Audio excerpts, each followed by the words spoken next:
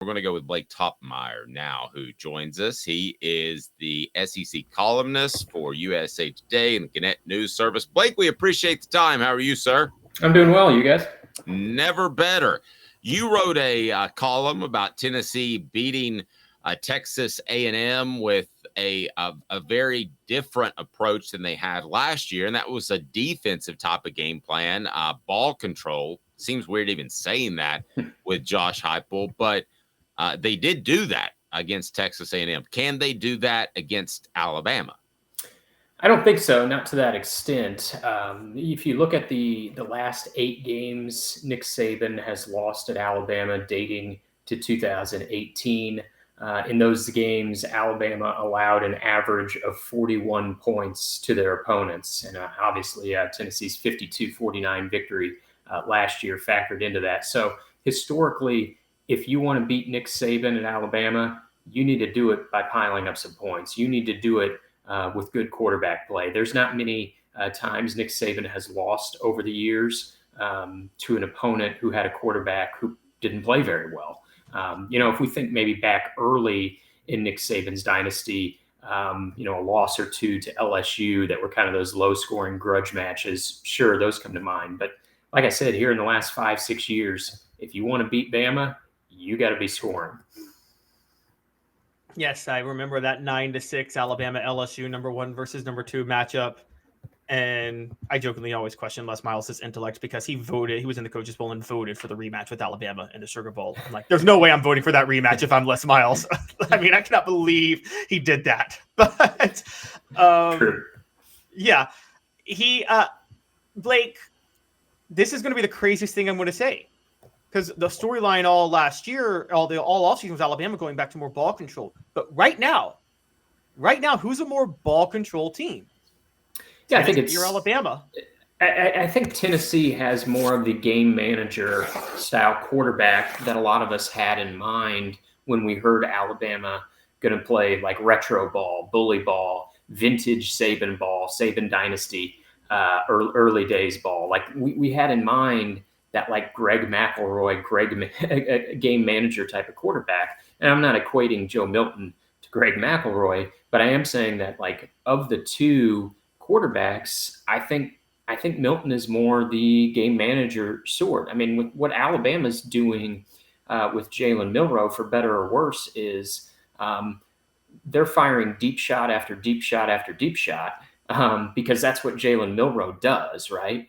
They're letting him run it a little bit. They are getting Jace McClellan involved. He's been running it a little bit better lately. But largely their offense, and we saw this especially against Texas A&M, was fire it deep. And if that doesn't work, fire it deep again.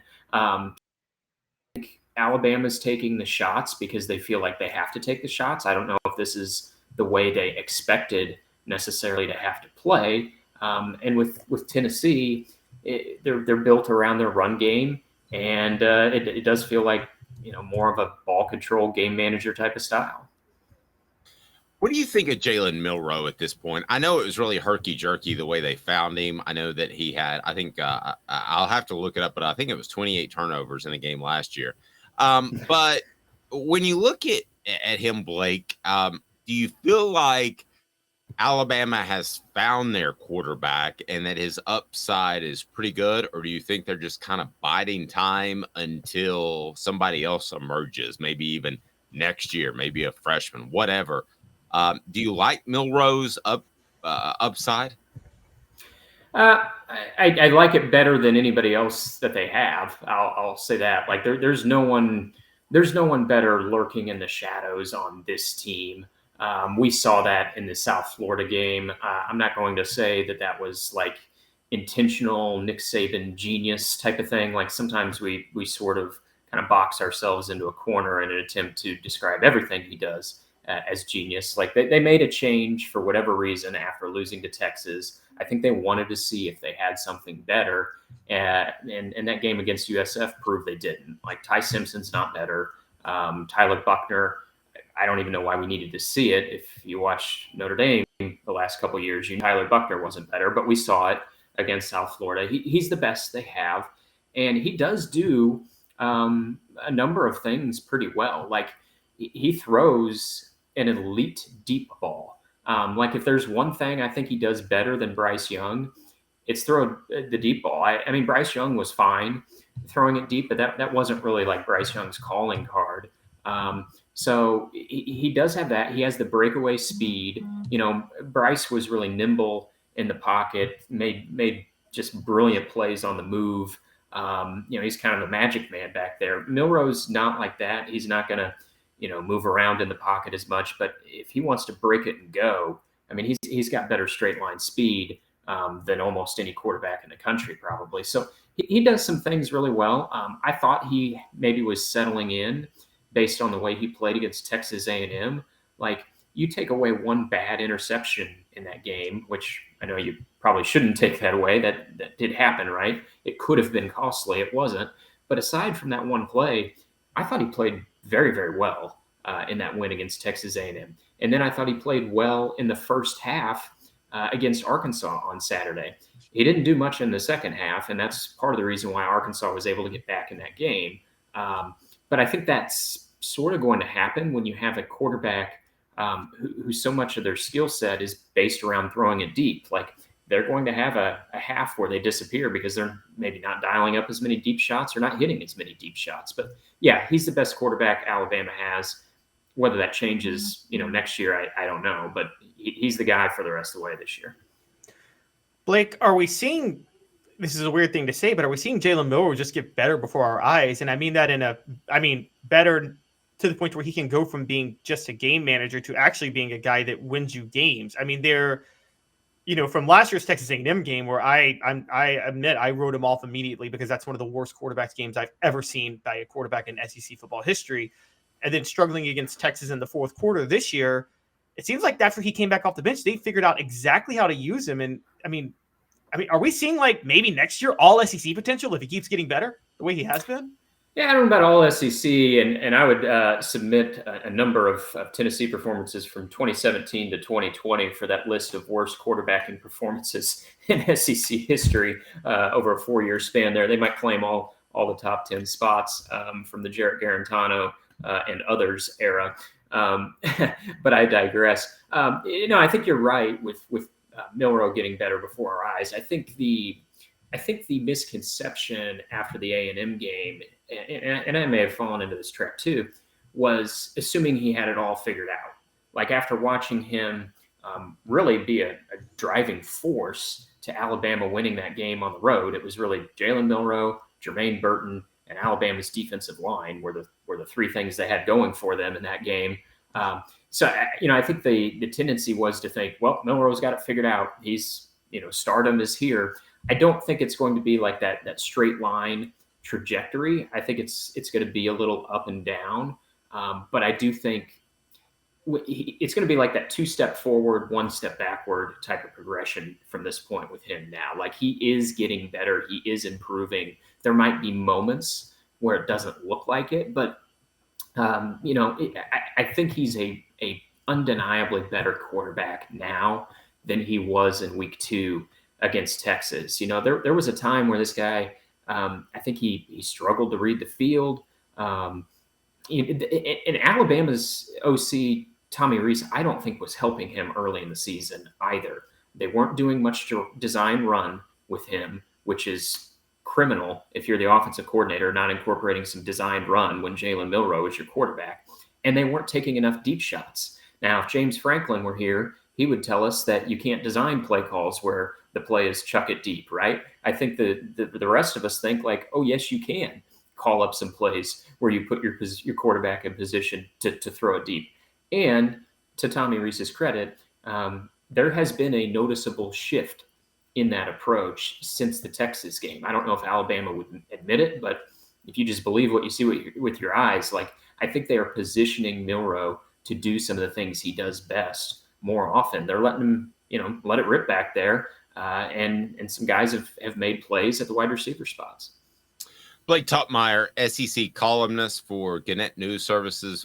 Blake, we were kicking this around earlier, getting back to Tennessee for a second. The player that will have the biggest impact, and it can be a positive or a negative in the second half of the season for Tennessee. We talked about Cooper Mays. Of course, Tennessee looks like a different team with him in there. James Pierce looks like an elite edge rusher. Or it could even be Joe Milton will have a negative impact. Who has the biggest impact, pro or con, for the Vols the remainder of this season, you think?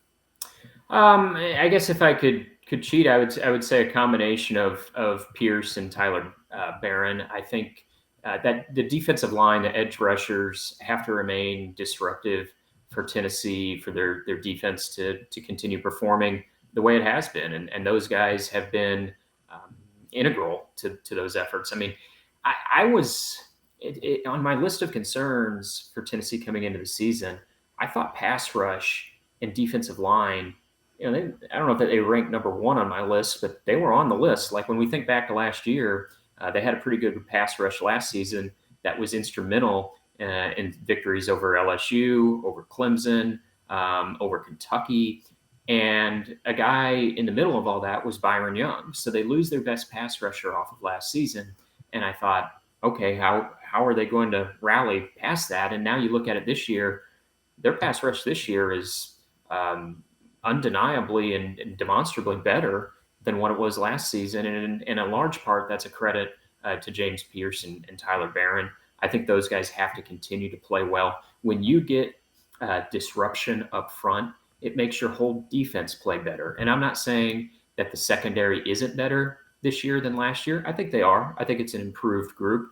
But I think so much of that is tied in to what those guys are doing up front. If that stops, Tennessee's defense could regress, and they can't afford for it to regress with what's going on offensively right now. They have to remain this improved defense like we've seen this year. And we saw, in flashes last year, the defense had some good games, but they weren't consistent.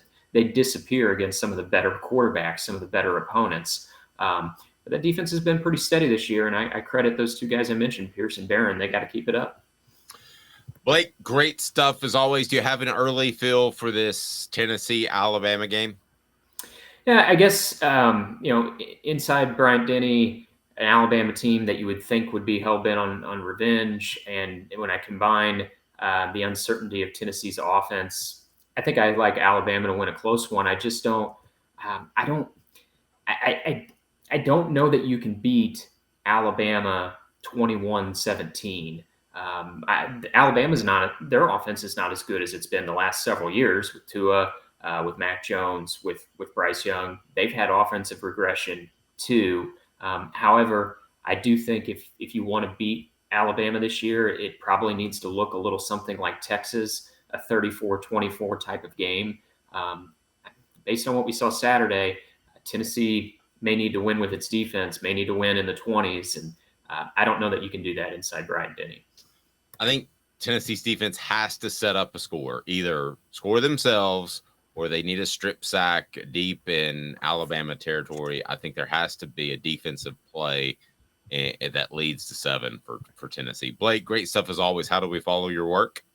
Yeah, you can find me throughout the USA Today network there in Knoxville. You can find me at knoxnews.com. They always do a great job promoting my work. And I'm on X at @Toppmeyer. X, you made the move. You're the first person that said X, formerly Twitter. I like that, Blake. I think this is the first time. I think this is the first time I've done that. I guess for some reason I decided now is the time. I was wondering when I was going to do that myself just over the weekend. Blake, great stuff, buddy. Have a great day. Okay, sounds good. Thanks, guys.